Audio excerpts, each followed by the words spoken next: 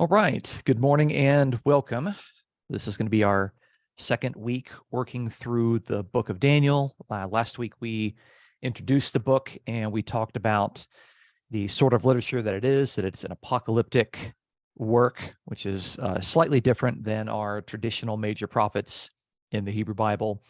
And we also saw that its primary focus was to encourage faithfulness for its readers.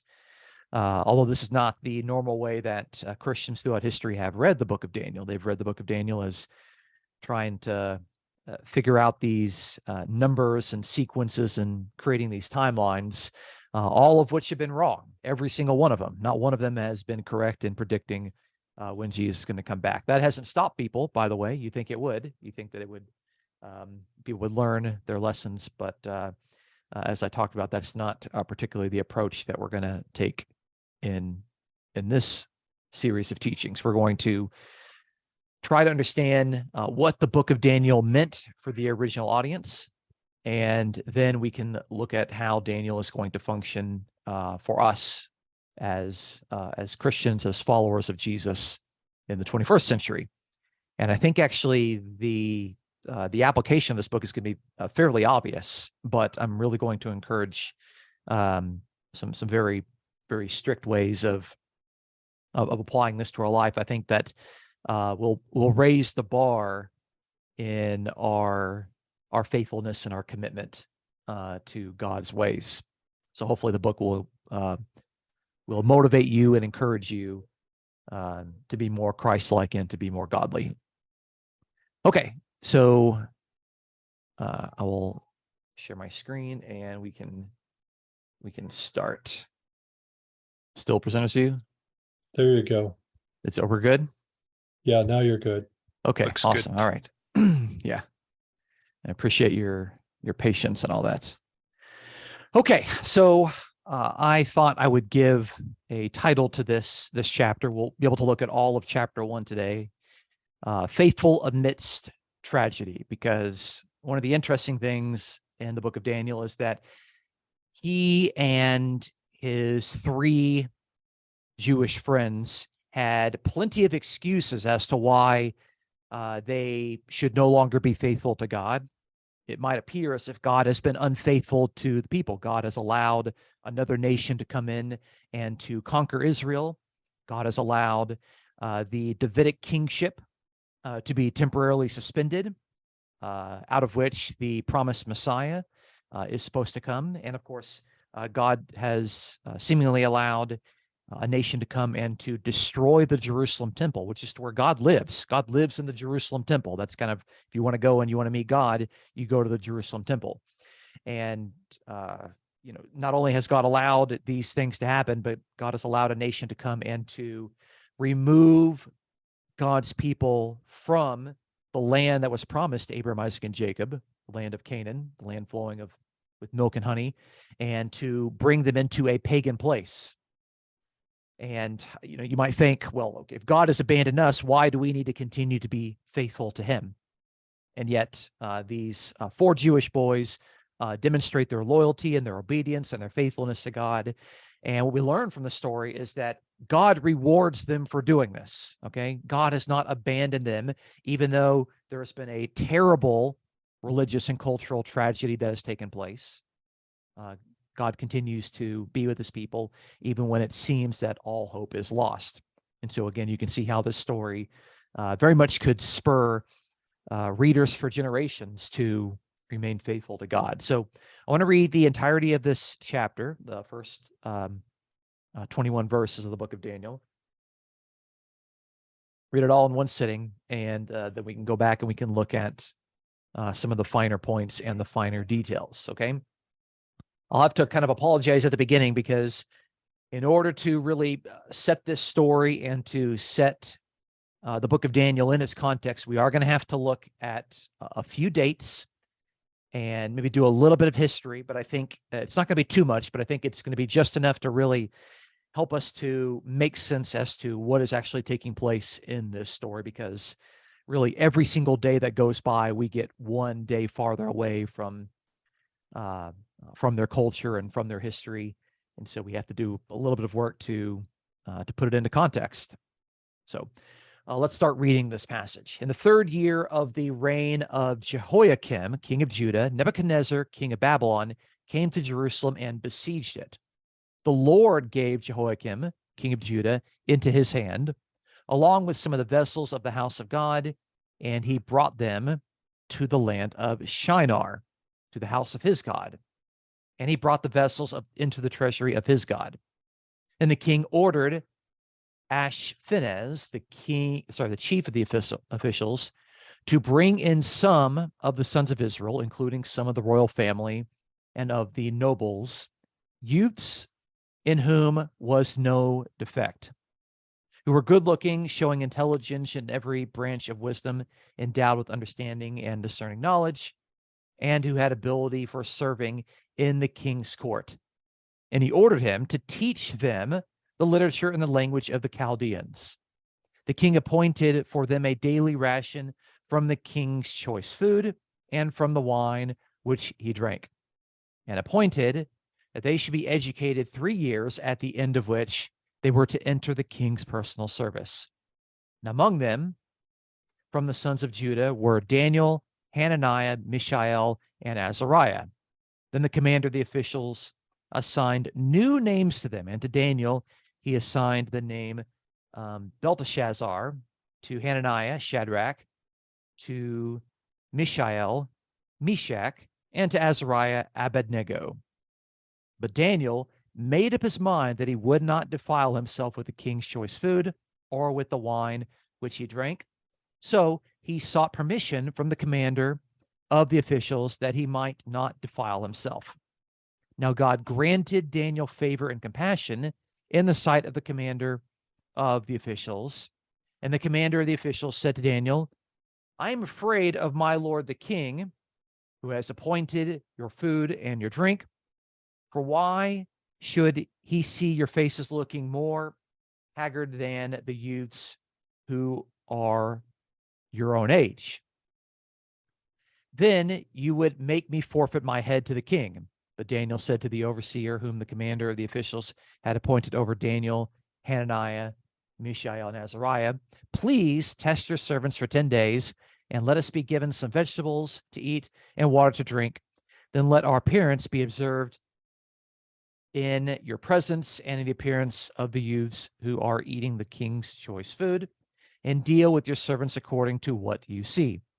So we listened to them in this matter and tested them for 10 days. At the end of the 10 days, their appearance seemed better, and they were fatter than the youths who had been eating the king's choice food.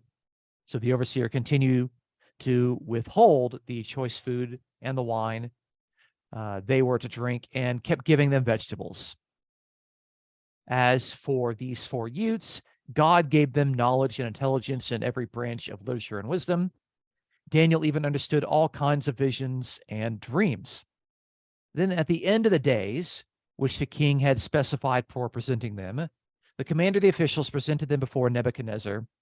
The king talked with them, and out of them all, not one was found like Daniel, Hananiah, Mishael, and Azariah. So they entered the king's personal service. As for every matter of wisdom and understanding about which the king consulted them, he found them 10 times better than all of the magicians and conjurers who were in his realm. And Daniel continued until the 1st year of Cyrus the king. So we've got a story that starts off as a very major religious, cultural, theological, political tragedy. And yet by the end of it, there's this dramatic reversal. We have these exiles who are now brought into the king's personal service. And interestingly, at the end, I don't know if you caught this, but this invincible nation of Babylon, and its king that had the arrogance and the audacity to defy the God of Israel, he doesn't even last. Another king comes and takes it over, but Daniel, the exile, actually lives through all of this, demonstrating that this invincible kingdom is not going to last forever.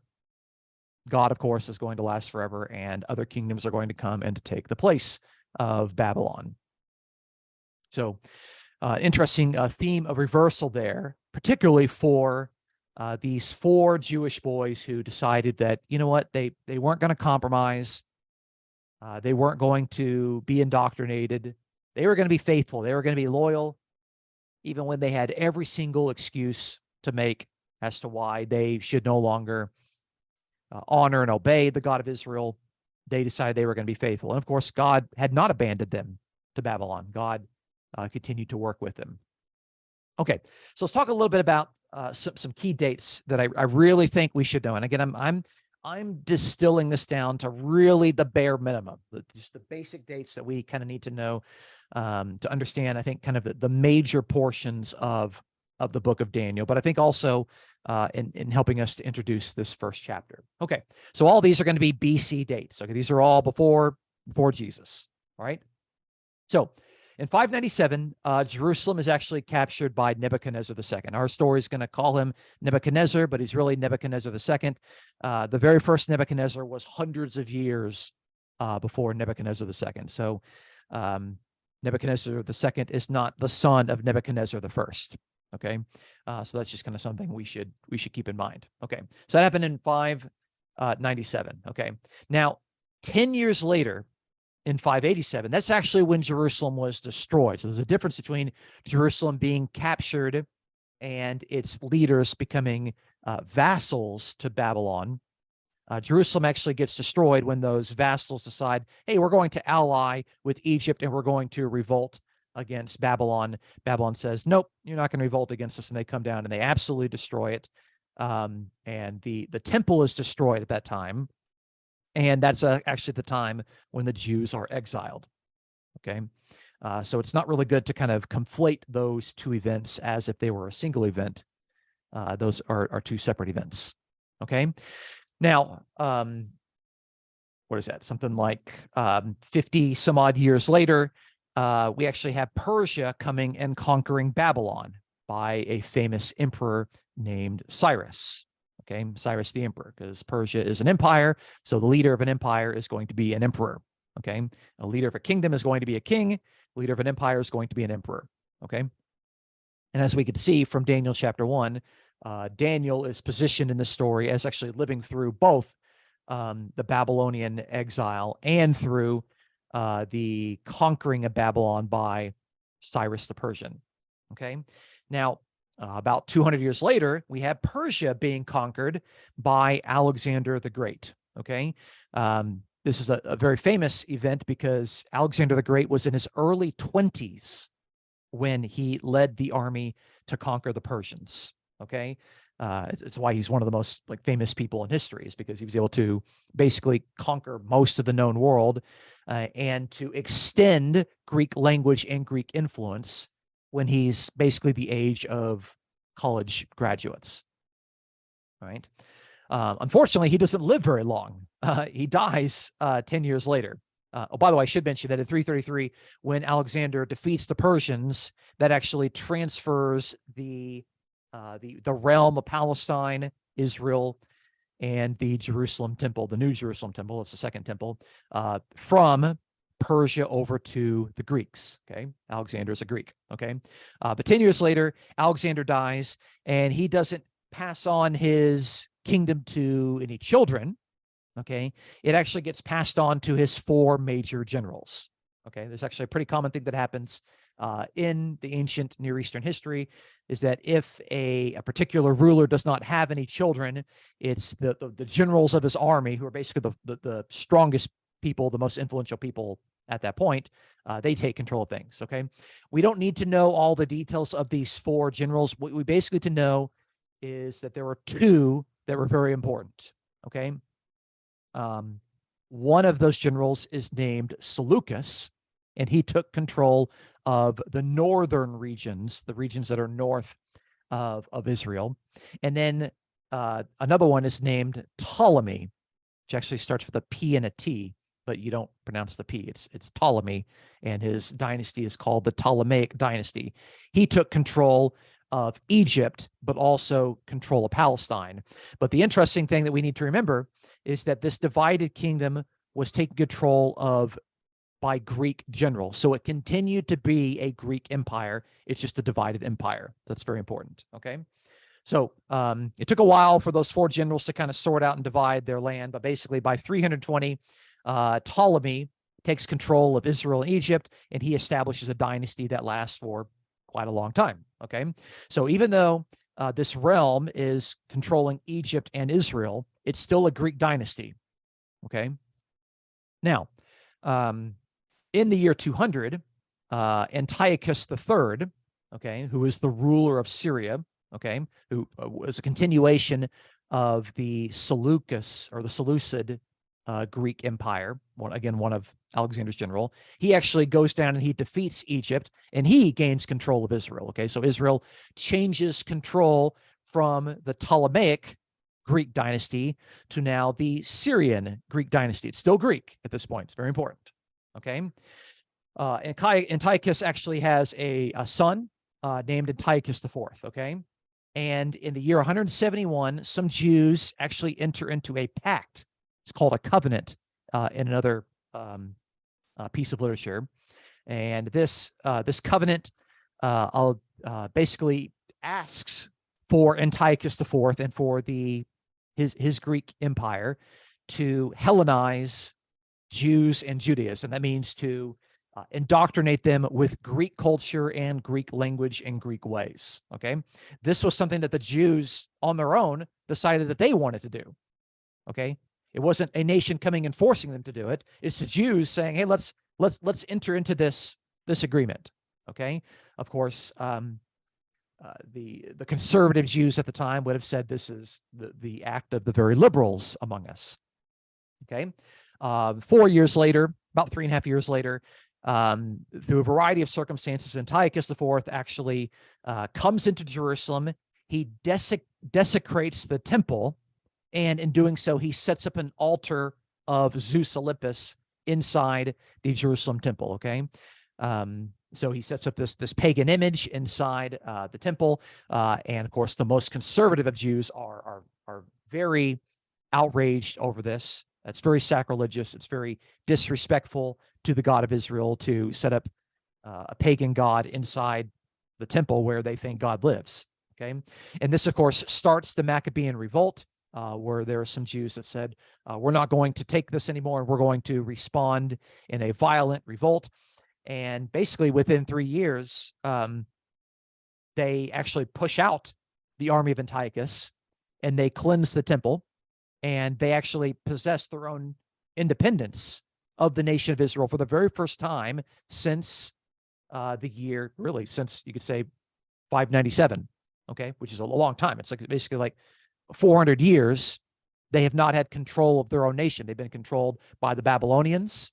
They've been controlled by the Persians, and they've been controlled by the Greeks. Now it's been different groups of Greeks, but basically now they have independence, and they hold that independence for about 100 years until the Romans come in and take control of it. Okay, but basically that's a big deal. It's a big deal for them to regain their independence after not having it for a period of 400 years. Okay, 400 years is a long time. That's longer than America's actually been its own nation. If you take 1776 and you move it to today, even America doesn't have a history of 400 years. So it's a long time. Okay, so we'll revisit a lot of these points as we continue to move through our teachings of Daniel. But knowing them will help us in our story. Okay. Okay. So hopefully I've not lost you in the weeds of some of those details, and hopefully maybe some of those things are things that you're familiar with. Okay. But basically, Daniel is going to show us how God wants the readers to respond when the people of God are put into this position to where they don't have control of their land. They're not being guided by a Davidic king. The temple might not be doing what God wants it to do, if there even is a temple at that time period, and the other Jews around them might not being faithful. How should the people of God function, in these uneasy and troubling times when, we might not have our own land in control, we might not have control of our temple, might not have control of the kingship. Those are kind of big deals in Judaism: the land, the temple, and the kingship. What happens when all those are turned on their head? Well, the book of Daniel tries to give an answer to those things.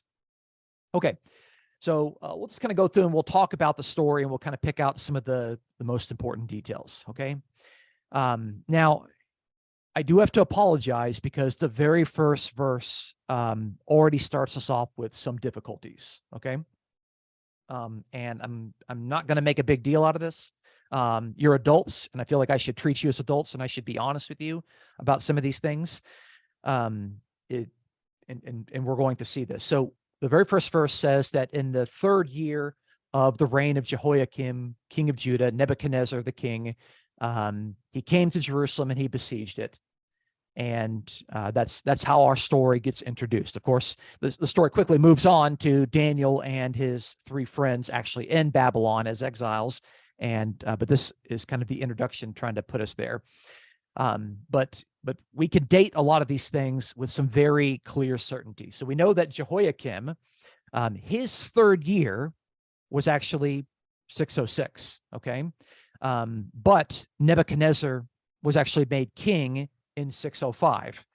Now, if you can look at that, you can already see why this verse is a little puzzling for readers. Okay, and even Jeremiah tells us very specifically. It says Jeremiah tells us that Nebuchadnezzar was made king in the 4th year of Jehoiakim's reign, a year after this event is supposed to happen. Okay, so what I think this verse is doing is, I think that it's serving a literary purpose more than it's serving a historical purpose. It's indicating, of course, that, hey, Nebuchadnezzar came down, and Nebuchadnezzar not only besieged Jerusalem, but he also ransacked the temple and brought the exiles into Babylon. That's basically the point that I think we should get out of this verse, because the way that it's depicted here, we're really struggling to kind of fit it into our history. Okay, and I wish I had a better answer for you for that, but I'm being honest with you as adults at this point. Okay. Now, what's interesting to me is the wording of this. You see there in verse 2, the Lord gave Jehoiakim into the hand of Nebuchadnezzar. Okay. All right. We can get the sense here. It's that God is allowing this to happen. Okay. It's not that God has abandoned his people, or that God is nowhere to be found. And we can see that in the midst of this tragedy, we could see, you know what, God is still involved, and God is allowing this to happen. Okay. And of course, you might, if you were someone who was there, someone that was present, you might be asking the question, how can God allow this to happen? Okay. And we can see here that, well, okay, God is allowing this to happen. And I think the reason is that as you can go back and you can read the books of Kings and the books of Chronicles, it's because all of these kings earlier did evil in the sight of the Lord. Okay. They did wicked things. And, God had sent a variety of prophets. God had sent Isaiah and Jeremiah and Ezekiel. God had sent Micah.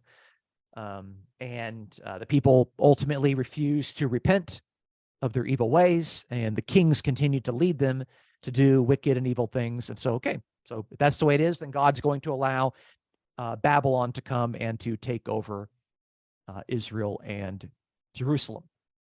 Okay, so the wording there, I think, is very interesting. Now, you should also know that kind of even in this story, there's always the kind of the undercutting of the empire. Okay, when we see this in the New Testament, I've tried to point this out in various New Testament books, to where the writer is going to show that the God of Israel and even his son Jesus, they subvert the Roman Empire. So it's interesting here that they are brought into the land of Shinar, which is another way of talking about Babylon. But what you should know is that it's not merely an alternative way of talking about Babylon. Shinar is actually a Jewish derogatory term for Babylon. Okay, So that's why we have a different name there. It's just that we're describing Babylon in a quite a derogatory term. Okay. And when the exiles get brought into Babylon, excuse me, Nebuchadnezzar is basically ordering his kind of chief of staff here to basically indoctrinate the Jews into Babylonian literature and to Babylonian language. Okay. And so for Daniel and Hananiah, Mishael, and Azariah, not only are they suffering this PTSD of losing their land, which is the land that God promised Abraham, Isaac, and Jacob, not only are they losing their kings, out of whom the promised Messiah of the kingdom is supposed to come, and they have had their temple destroyed, which is the address of where their God lives. They're being brought in and they're being indoctrinated to give up their Jewish identity, to give up their Jewish ways, to give up their Jewish customs, so they can be, compromised with the culture. Okay, so you can see that their very way of life is being threatened from every possible way. They find their own ways of maintaining their faithfulness, and God rewards them for doing so. And that's the important part of the story. It's I'm not so much worried about kind of the opening verse. I'm worried about how Daniel and his three friends respond to this tragedy, this very, very big crisis. Okay, and to me, it's like when I read this story and I see, okay, we have the threat of compromising with the culture. I definitely can see that.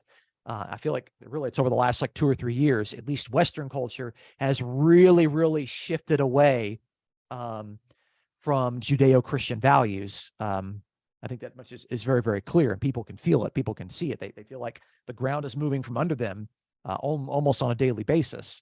And Christians are really going to be pushed to decide how are they going to respond with this. Are they going to respond by just kind of going with the flow?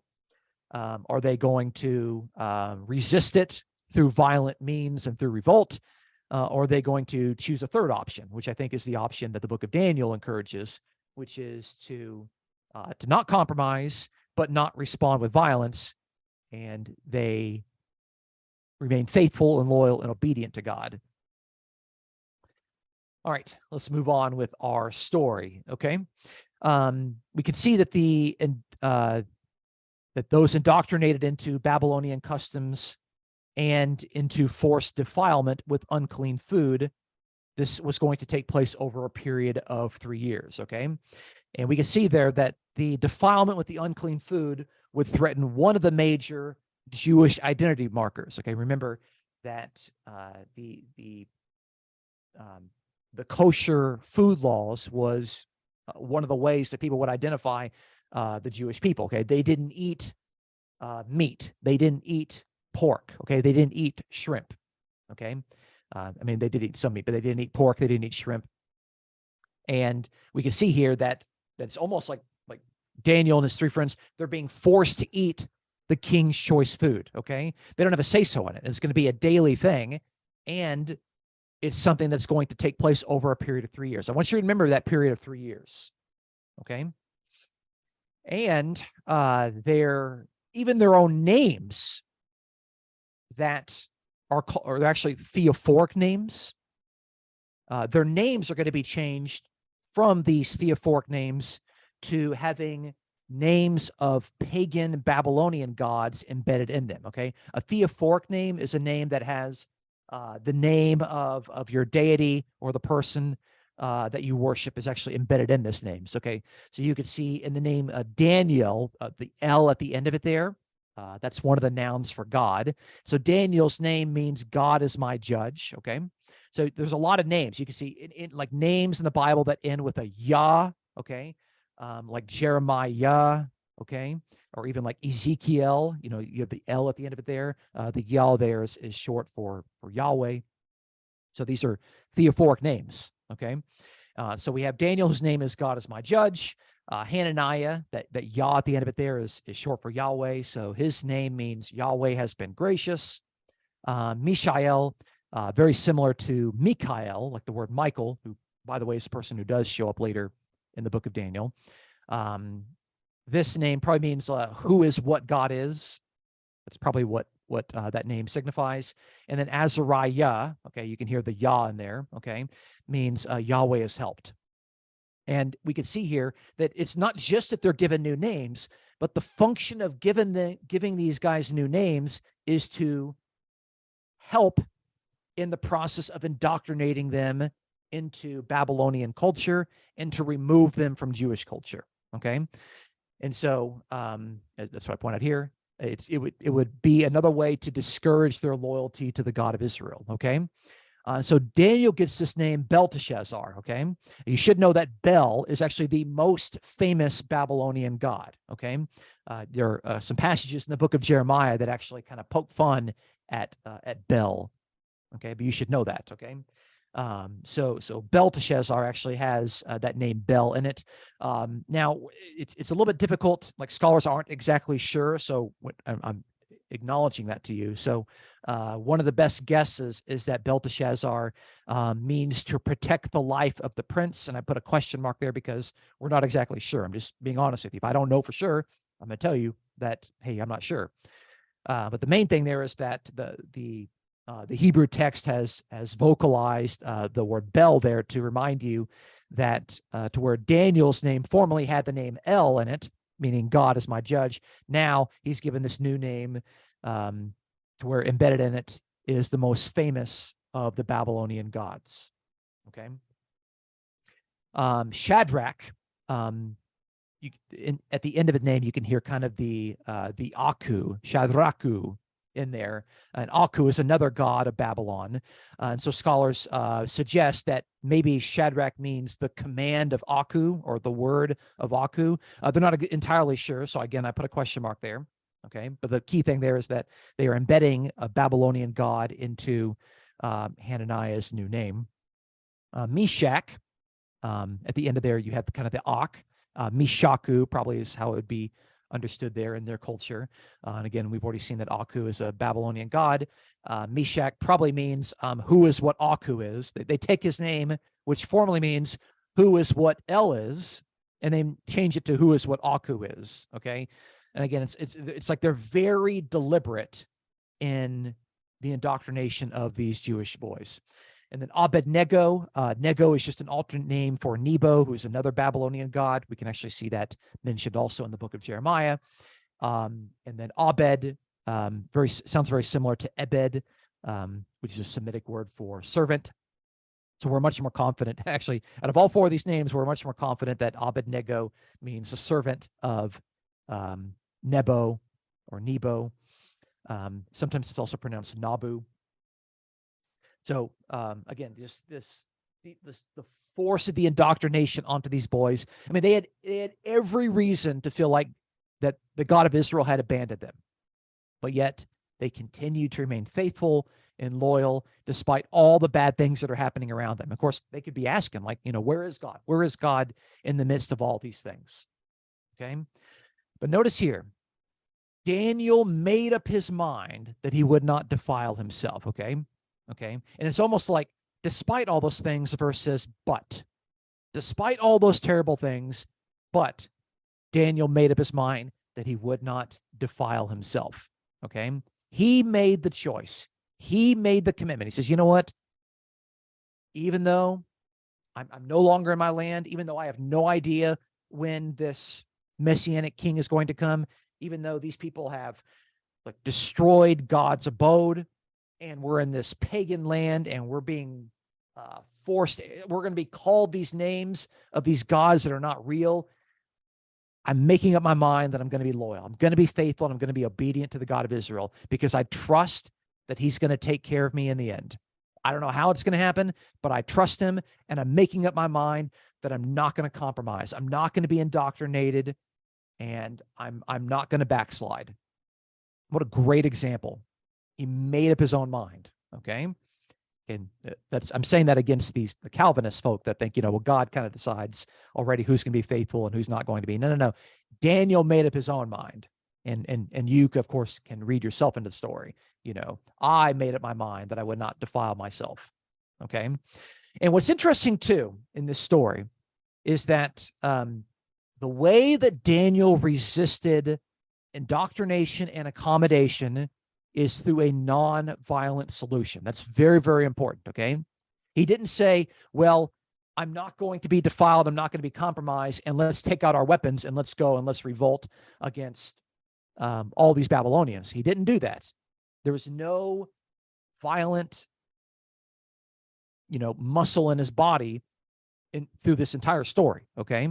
What's interesting is that Daniel, through his own obedience and faithfulness, is actually able to be elevated into the highest ranks of the king's court without responding in violence or by revolting against Babylon. It's a very, very important point when we look at how this book was used by its first readers. I want you to kind of keep that in mind, okay? Again, there's two different ways that you can not compromise with the pagan culture. You can not compromise by revolting violently, or you can not compromise by choosing a non-violent solution. Daniel chose the latter rather than the former. And then we can see here that, notice, after Daniel made up his mind, then God granted Daniel favor and compassion. Now, in Hebrew, these particular words regularly describe God's covenant faithfulness with his obedient people. The word favor is a very famous Hebrew word called chesed. Okay, you got to get kind of the guttural in there, chesed, and even there, rachamim. Excuse me. These words for it's not just favor in the sense that God likes him. God likes him in the sense that God is showing his covenant loyalty and his covenant faithfulness. Now, we, of course, talked a lot about this when we were reading through the book of Romans. But again, we're showing that even in the midst of this story, God hasn't abandoned them, okay? But notice, Daniel decided, I'm going to be faithful to God, and God responded with that faithfulness by taking care of Daniel, okay?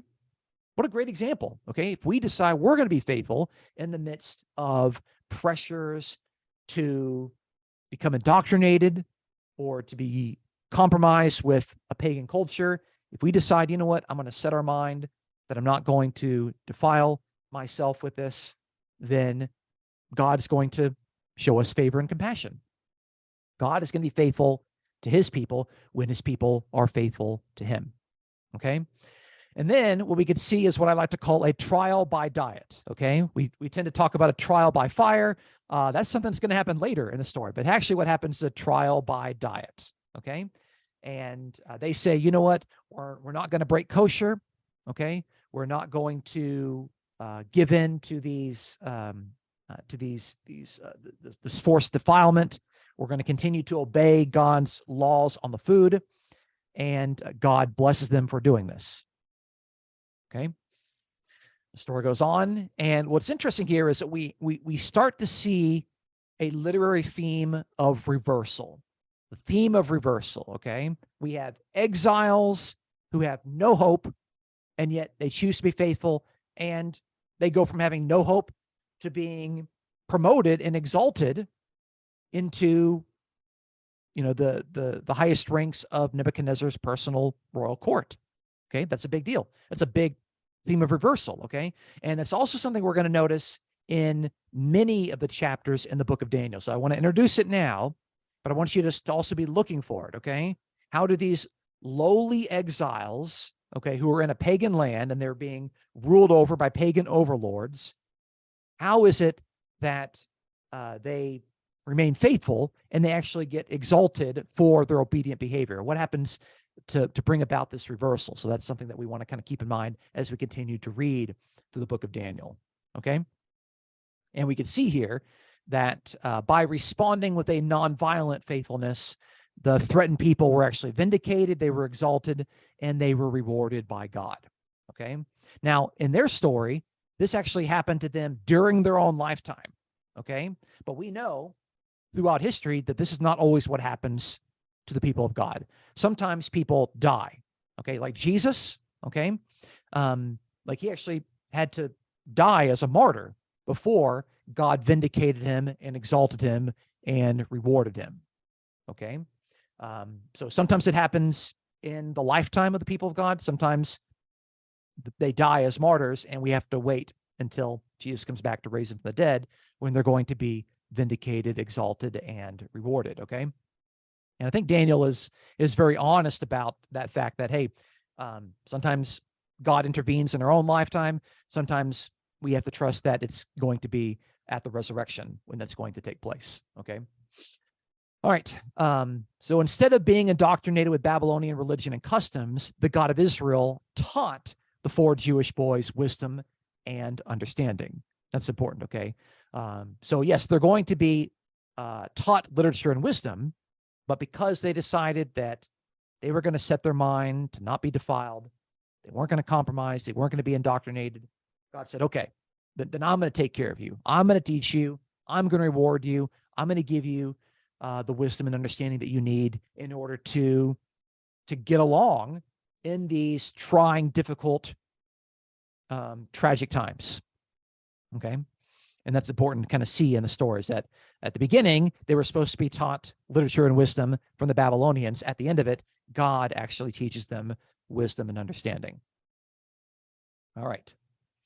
Now, one of the things that I'm trying to do in these stories is trying to figure out, like, okay, so when did this start and when did this take place? Okay. So we can see here in verse 18, it says, then at the end of the days, which the king had specified for presenting them, the commander presented them before Nebuchadnezzar. So I'm wondering here, is this the end of the three-year period of testing? Remember at the beginning, they were supposed to be given a daily ration of the king's food, and they were to be tested for a period of 3 years. Okay. Is this what happened? Is this after a period of the 3 years? I don't think it's after that period of 10 days. That would seem to be too short. Okay. And so it's kind of difficult to date this event. Now, again, and I wish I had answers for this, in the very next chapter we're going to look at, in Daniel chapter 2, verse 1, that's going to date the next story in the 2nd year of the reign of Nebuchadnezzar. Okay. So is that 2nd year in the middle of this 3-year period of testing? When is that? We're not entirely sure. Okay. But what we can see here is that these stories, they're kind of their own self-sustained stories. Like chapter 1 is going to function as its own story. Chapter 2 is going to function as a completely different story. Okay. And all they do is they introduce it so you kind of know under which king is this story going to take place. Okay. So again, some of the details of chronology, like we wish that the author was giving us a little bit more information so we can kind of figure out what's going on here. So I just don't know. Okay. I would guess that at the end of the days that were specified is at the end of the 3-year period. Okay. That's my best guess. Okay. But I'm not sure. Okay. Now, what we do see there is that when they are brought into the king's court, they are 10 times better when Nebuchadnezzar had to consult them than the pagan magicians and the conjurers that were in the realm. These are basically what we would call soothsayers. Okay. I mean, it's not that they're just like a little bit better. Like, okay, well, these, the people in the court, they were getting A minuses, but Daniel and his 3 friends, they were getting A pluses. No, they were way better. They were 3 grades higher than all the others around them. Okay. Again, you can see here, the point is that God is taking care of them.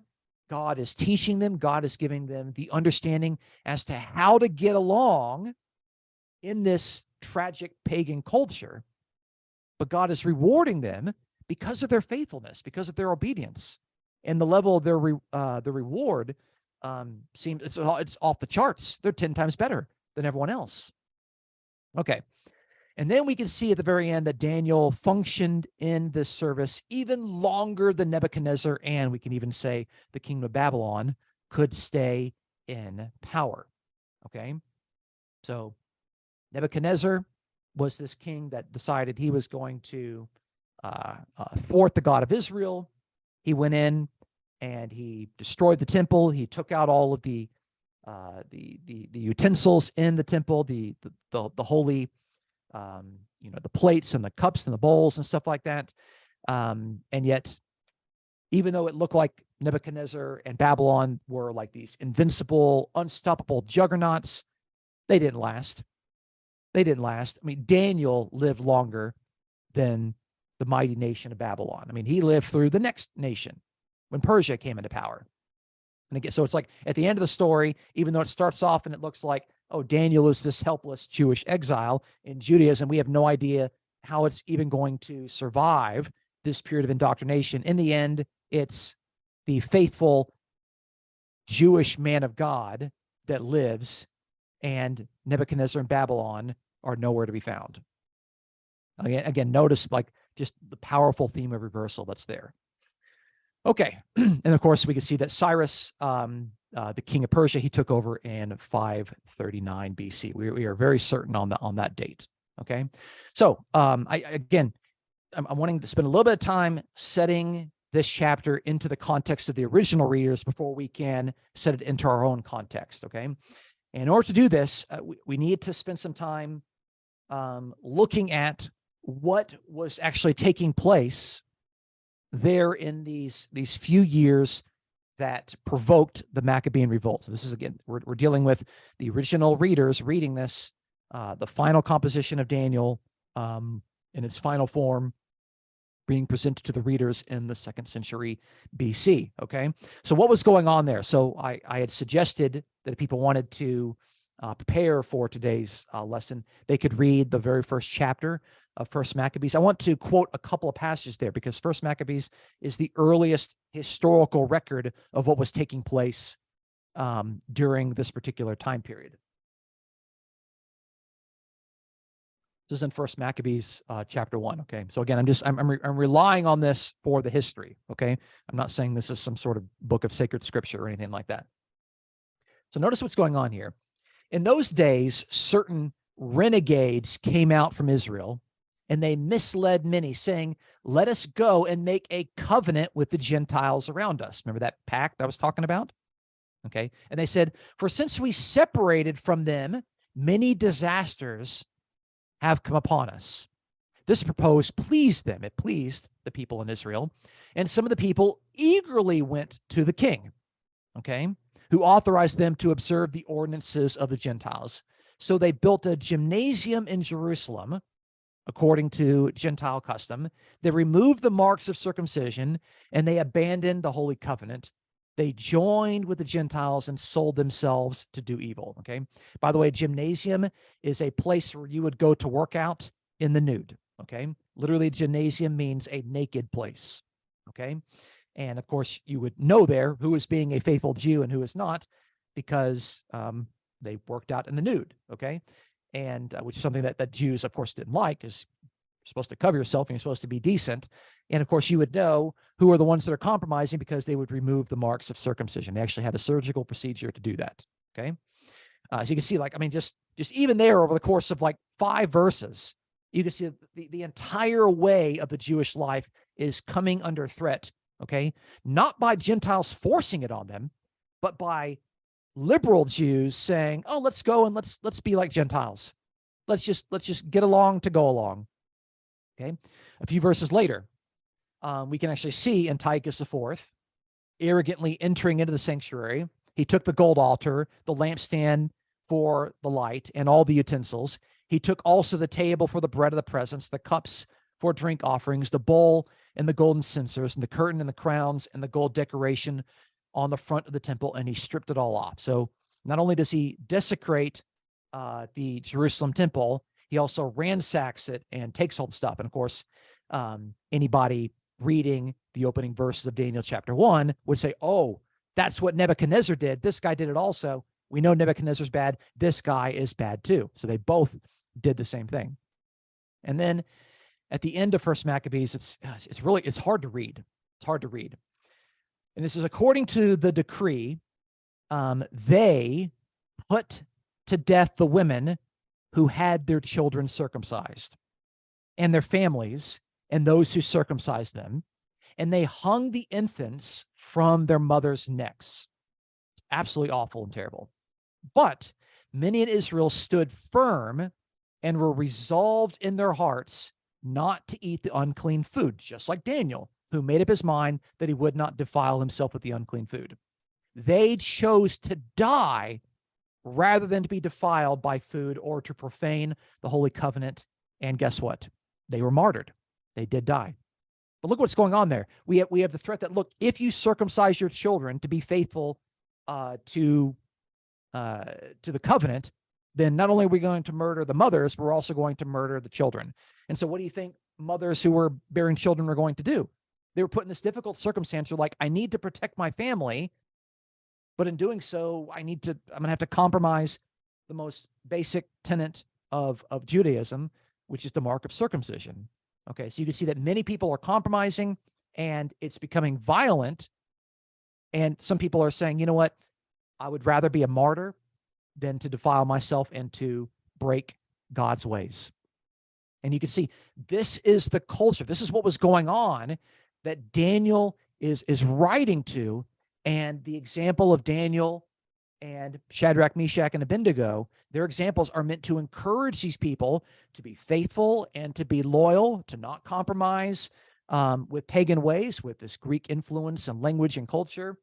But also, as the book of Maccabees is going to go on to say, there was the Maccabean revolt. But the interesting thing is that Daniel does not encourage participation in the revolt.